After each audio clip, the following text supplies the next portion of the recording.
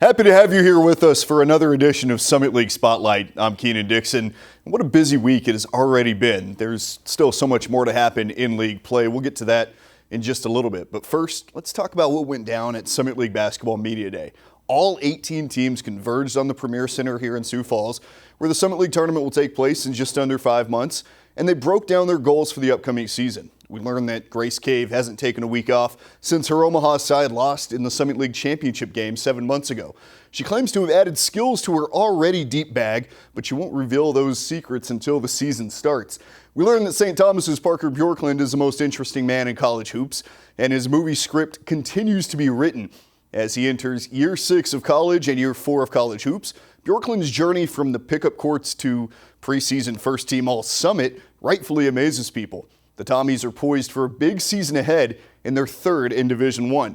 Oral Roberts plans to somehow go faster with Isaac McBride leading the offense, while Emma Smith will pace a run-and-gun Denver team that hopes of using that mile-high elevation to their advantage. We also learned who the media and coaches think will win the Summit, so let's take a look at those preseason polls now. South Dakota State is picked first on the men's side despite their semifinal loss in the Summit League tournament to North Dakota State a season ago. The Jackrabbits returned several key players and added players to bolster their roster. They also have a Frost Arena environment which has built a lore similar to Fog Allen Fieldhouse or Cameron Indoor, proving to be one of the hardest places in the country to play over the past decade. In women's hoops, it's also the Jackrabbits. Despite Maya Sellen's departure and season-ending injuries to Callie Tyson and Haley Timmer, there is optimism within the program that their years of success will continue.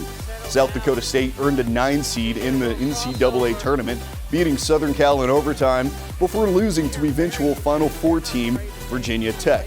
The Jacks are riding high going into the season, but anything can happen between now and March in what is expected to be a wide-open Summit. With that, let's look at the preseason players of the year. Zeke Mayo is expected to be one of the top players in the league this season and earn that respect from coaches and media when he was named preseason player of the year on the men's side. The South Dakota State junior guard has continued to evolve his game after a breakout season a year ago, averaging 18 and 6, including a 41-point clinic and a key win at home over North Dakota State. Mayo spent a portion of the offseason with NBA star Damian Lillard at his Formula Zero camp, working on more than just ball. Honestly, I think I learned more about, things from the life aspect of things rather than basketball. I mean, we talked a little bit about, just the way that you approach, every day and, just getting better with everything that you do and building good habits rather than, starting bad ones. So, I kind of took, a lot of things about life with me more than I did basketball. North Dakota's Casey Borovich heads back to Grand Forks with preseason player of the year honors after a dominant season that saw her finish as the nation's 14th leading scorer, averaging 21 points per game.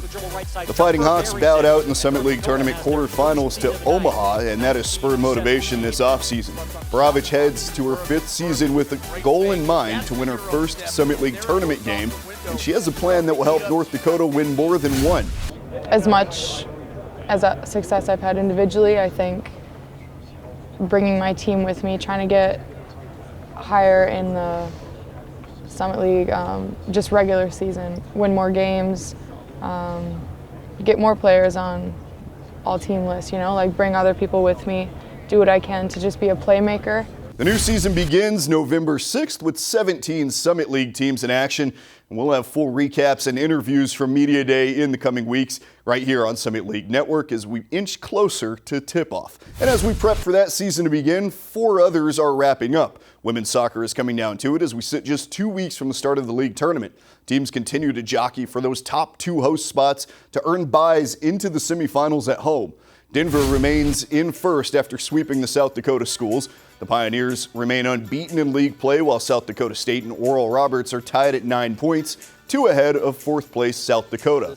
Denver swept Ticket Smarter Peak Performer honors with Caitlin Glover and Megan Prezich propelling the Pios to 2 wins last week.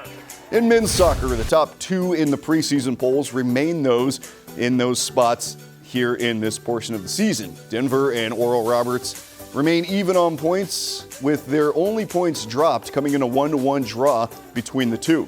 They'll meet again at the end of the month, shortly before teams converge on Tulsa to sort out who will earn the automatic bid to the NCAA tournament. Both peak performers of the week came from those two schools. Luis Flores from Oral Roberts continued his hot goal-scoring season with his third brace of the year in a 5-2 win over Omaha. Sophomore Isaac Nami finished off his 16th career clean sheet to lead Denver to victory behind his 6 highlight-worthy stops in their 1-0 win over Kansas City. In the Volleyball League season, we're still on the front 9, or 8 rather in golf terms.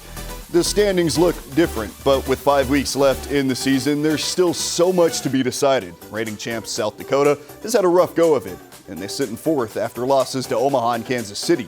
Omaha is in 1st after their tough non-conference schedule with 6 straight wins, including a 3-0 sweep over now 3rd place Denver last night, and now they're in control. Kansas City has 2 matches in hand and sit in 2nd place, currently holding the tiebreaker with Omaha after their league opening 5-set win. The cross-country championship in Brookings is just 2 weeks away. North Dakota State's women and South Dakota State's men's teams will be defending their championships from last year at Edgebrook Golf Course near the campus of South Dakota State. Find out all the information you need at thesummitleague.org/championships. We'll see you soon as championship season picks up, and you can watch all those games and races on Summit League Network.